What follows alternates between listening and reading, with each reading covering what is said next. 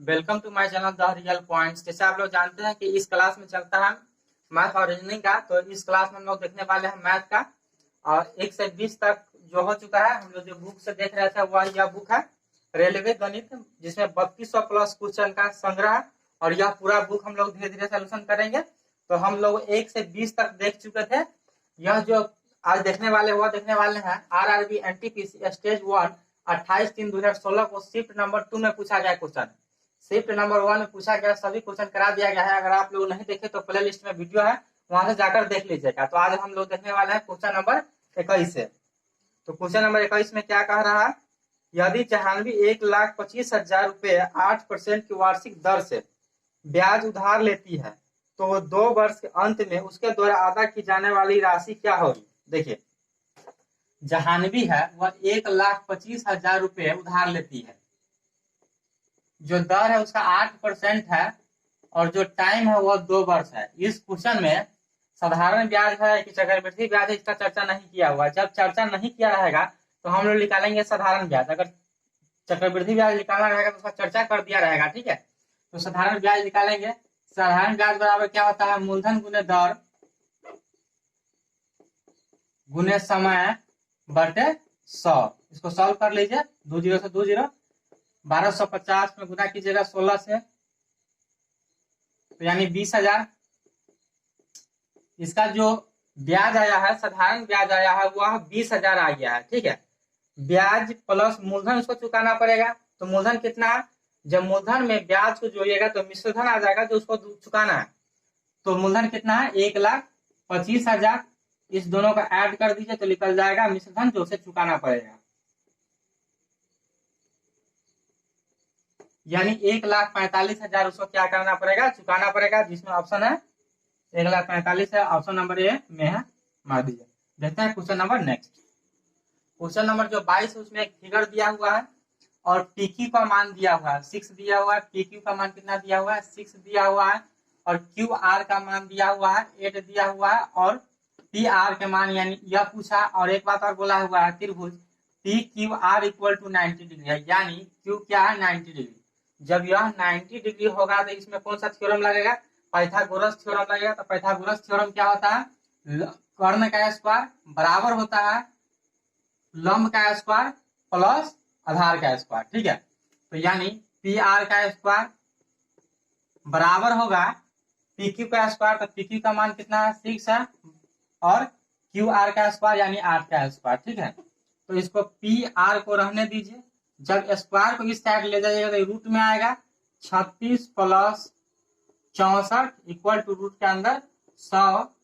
और P R बराबर 100 का वर्गमूल कितना होता है, 10 होता है, यानी पी आर का मान कितना आ गया, 10 आ गया।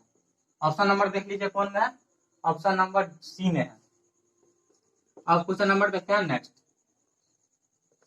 क्वेश्चन नंबर जो 23 है वह एक कुछ इस प्रकार है, 50 व्यक्तियों के एक कार्यालय में 18 लोग अपने दाएं हाथ से लिखते हैं और 26 लोग अपने बाएं हाथ से लिखते हैं, और 2 आदमी अपने दोनों हाथ से लिखते हैं। तो पूछ रहा है कि कितने लोग ऐसे हैं जो लिख नहीं सकते। देखिए, ऐसा क्वेश्चन करने के लिए आप पूरा क्वेश्चन को पहले पढ़ लीजिएगा, ठीक है। क्वेश्चन नंबर जो 23 है इसको पढ़ लीजिएगा। अब कह रहा है 50 व्यक्ति के करें, यानी जो पूरा व्यक्ति है वह 50 हुआ है, ठीक है। और कह रहा है कि 18 लोग अपने दाएं हाथ से लिखते हैं, इसको फिगर से बनाइएगा। 18 लोग जो है वह अपने दाएं हाथ से लिखता है। कितने आदमी, 18 आदमी।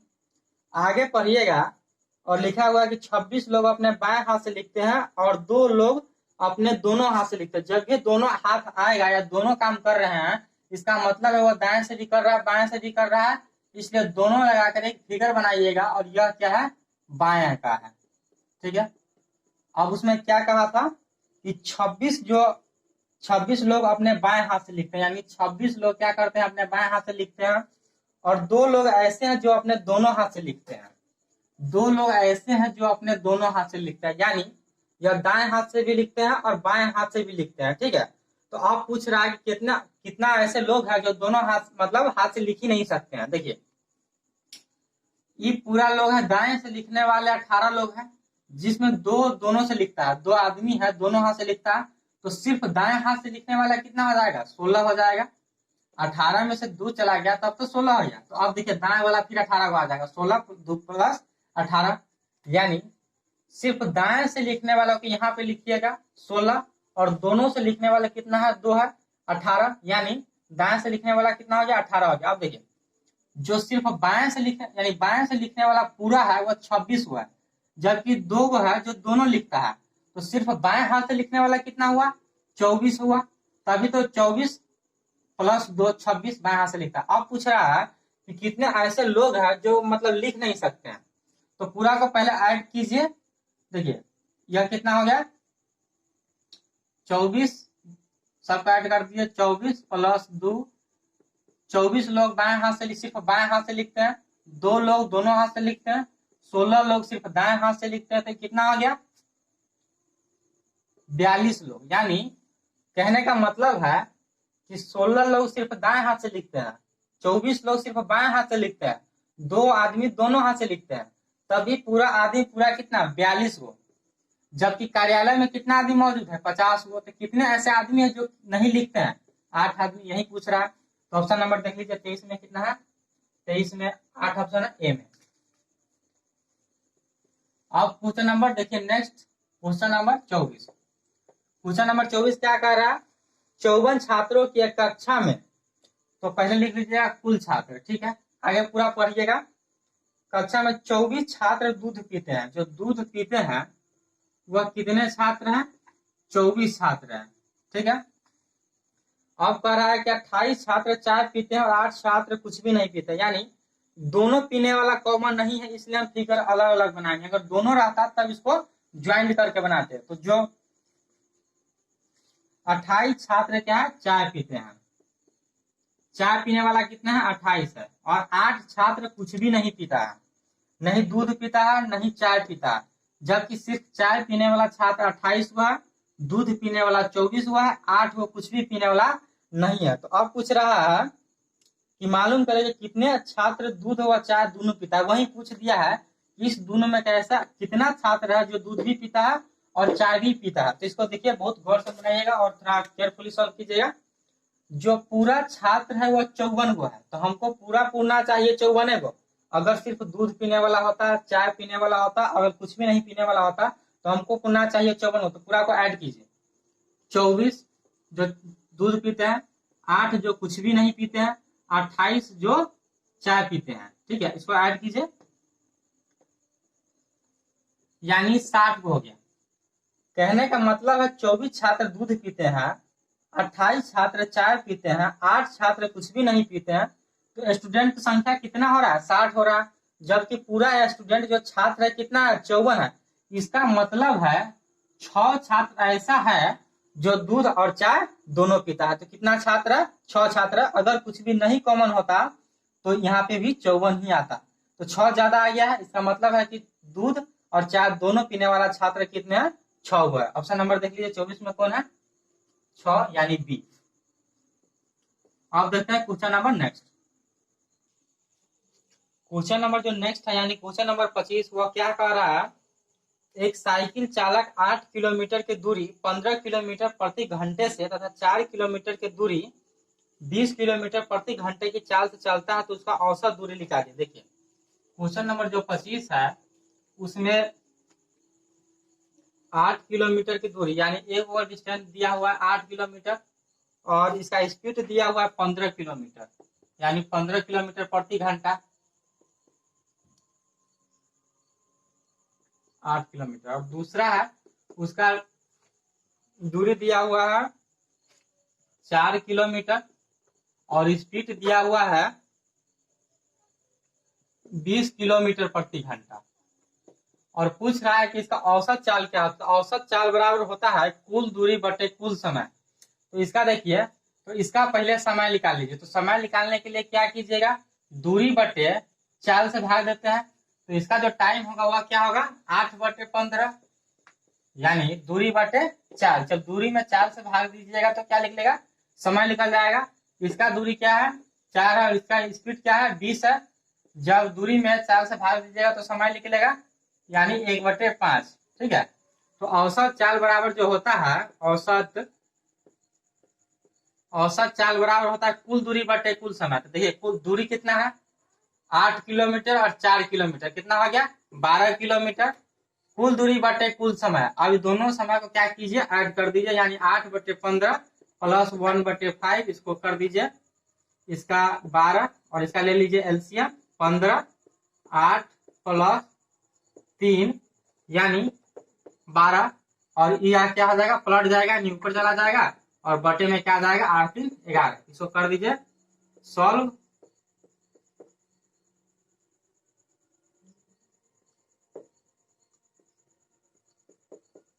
यानी जो इसका औसत चाल है वह कितना है 16.37 किलोमीटर प्रति घंटा। ऑप्शन नंबर देख लीजिए कौन में है,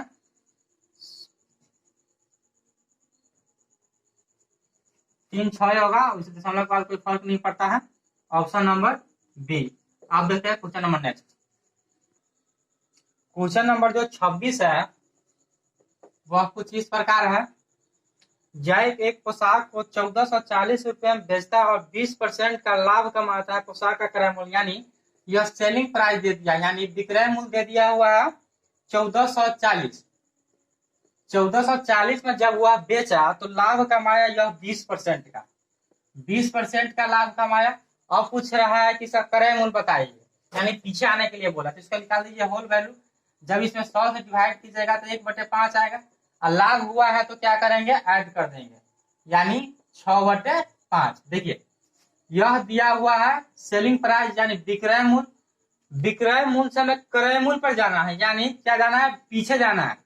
अगर क्रय मूल्य से विक्रय मूल्य पर जाना होता तो हम सीधा गुना करते, लेकिन विक्रय मूल्य से हमें क्रय मूल्य पर जाना है यानी पीछे जाना है, तो हम क्या करेंगे इसको उल्टा के गुना करेंगे, यानी 5/6। अब कर दीजिए,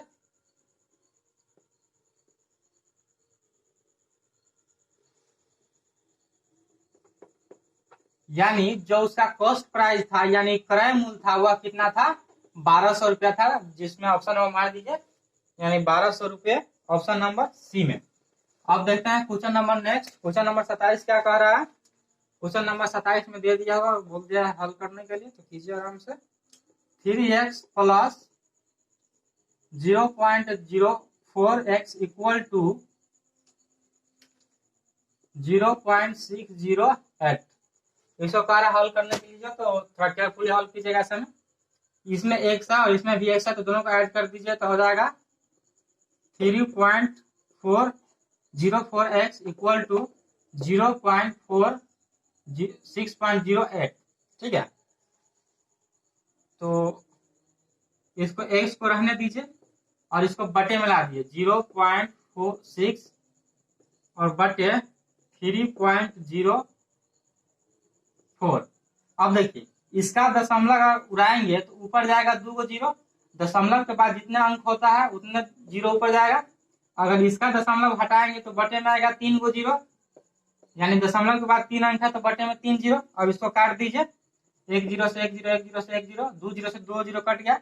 अब देखिए ये बच गया 304 और 608, यानी 2 मरतबे, यानी 2/10।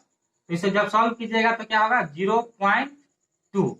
ऑप्शन नंबर देख लीजिए 0.2 कौन में है, 0.2 यानी ऑप्शन नंबर बी है। अब देखते हैं question number next. Question number जो 28 है कुछ इस प्रकार है, यदि एक आयत का परिमाप 24 सेमी है तथा लंबाई चौड़ाई की दुगुनी है तो उसका क्षेत्रफल निकालिए। यानी इस आयत का परिमाप दे दिया हुआ है, परिमाप 24 सेंटीमीटर, और बोल रहा है जो लंबाई है वह चौड़ाई से दुगुनी है। अगर चौड़ाई x है तो लंबाई कितना है 2x है, लंबाई चौड़ाई से दुगुनी है, यानी चौड़ाई अगर x है तो लंबाई कितना है 2x है। अब इसे कीजिए सिंपली हल, तो आयत का परिमाप बराबर क्या होता है 2 इंटू लंबाई प्लस चौड़ाई, तो आयत का परिमाप कितना है 24 और 2 इंटू लंबाई प्लस चौड़ाई, तो लंबाई कितना है 2x और चौड़ाई कितना है x। इसे सॉल्व कर दीजिए, 12 इक्वल टू 2x 3x, इसे कीजिए x बराबर 4, x बराबर 4 आ गया, यानी चौड़ाई आ गया 4, लंबाई आ गया 8 और पूछ दिया है इसका क्षेत्रफल क्या है? आयत का क्षेत्रफल होता है, आयत का क्षेत्रफल लंबाई गुने चौड़ाई, ठीक है, लंबाई गुने चौड़ाई। तो लंबाई कितना आ गया है 8 और चौड़ाई कितना आ गया है 4, यानी 32 स्क्वायर सेंटीमीटर, यानी इसका जो होता है सेमी स्क्वायर होता है, यानी आप ऐसे लिख दीजिएगा इसको स्क्वायर यूनिट, ठीक है। और यूनिट लिखना जरूरी होता है, जब भी क्षेत्रफल होता है तो स्क्वायर होता है, सेमी है तो सेमी स्क्वायर होगा, यानी 32 सेंटीमीटर स्क्वायर। ऑप्शन नंबर देख लीजिए कौन है, ऑप्शन नंबर बी है।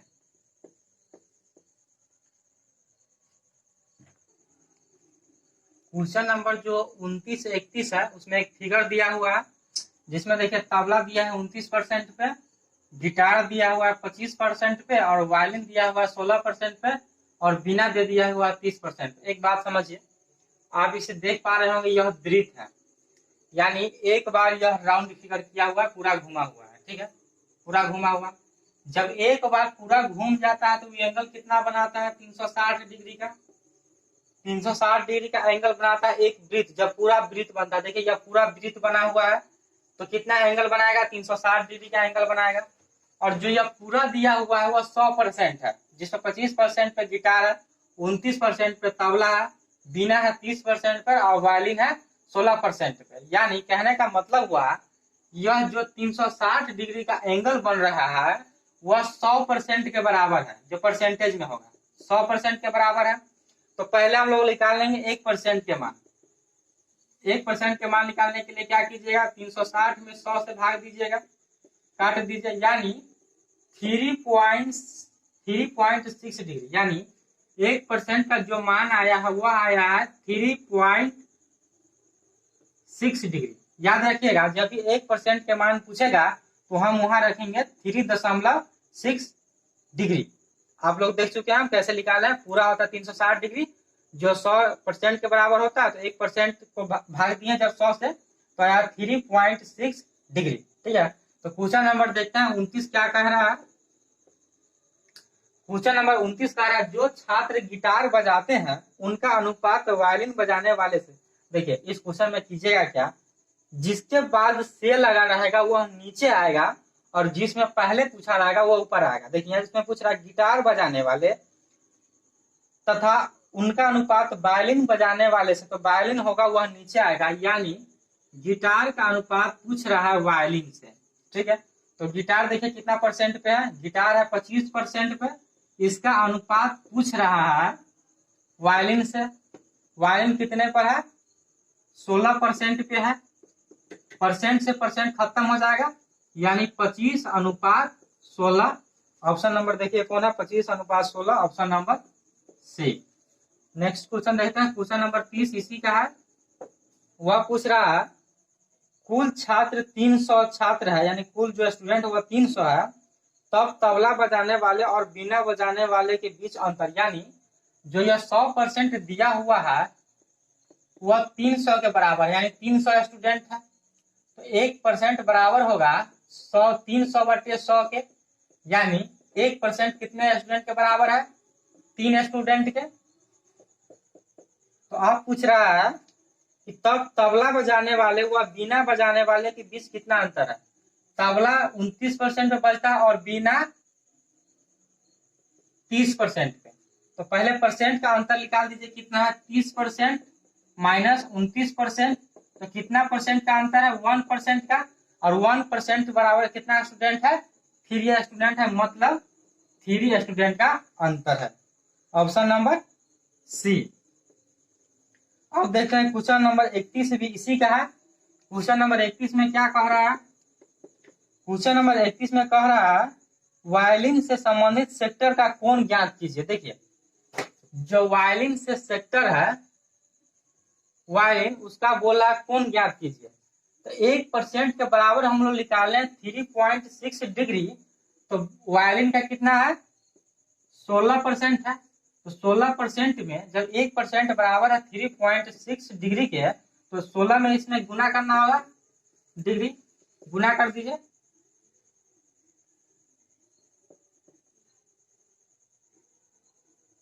यानी 57.6 डिग्री जो एंगल है वह वायलिन से संबंधित है। 57.6, option number C. Question number 1 और देख लेते हैं नेक्स्ट। क्वेश्चन नंबर जो 32 है वह कुछ इस प्रकार है। यदि 7 पेज प्रतिदिन पढ़े जाए तो एक पुस्तक 40 दिन में पढ़ी जा सकती है। यदि एक पुस्तक 8 दिन में पूरी पढ़नी हो तो प्रत्येक दिन कितनी पेज पढ़नी होगी। यानी एक आदमी है जो 7 पेज रोज पढ़ता है तो उसे पढ़ने में 40 दिन लग जाता है। इसका मतलब है 7 गुने 40 जो होगा वह पूरा पेज होगा। 7 पढ़ता है और 40 दिन में पूरा पढ़ जाता है। अब बोल रहा है जितना भी पेज है उसको अब 8 ही दिन में पढ़ना है। अब 40 दिन में नहीं पढ़ना है, कितना दिन में पढ़ना है? 8 ही दिन में पढ़ना है। यानी यह कुल पेज की संख्या हो गया। जब दिन की संख्या से भाग दीजिएगा तो क्या पेज पढ़ना आ जाएगा। 8 5 40, यानी रोज पढ़ना होगा 35 पेज। ऑप्शन देख लीजिए, ऑप्शन नंबर ए। इस वीडियो में रहने देते हैं इतना ही, इससे आगे करेंगे फिर नेक्स्ट पार्ट में। आई होप कि वीडियो आप लोग पसंद आया होगा। वीडियो पसंद आया तो वीडियो को लाइक कर ले। अगर आपने चैनल पर नया हो तो चैनल को सब्सक्राइब कर ले। अगर आप लोग चाहते हैं कि मतलब जो क्वेश्चन चल रहा है 3200 मैथ का और 3000 रीजनिंग का बहुत जल्द सोल्यूशन कराया जाए तो ज्यादा से ज्यादा दोस्तों में शेयर कीजिए।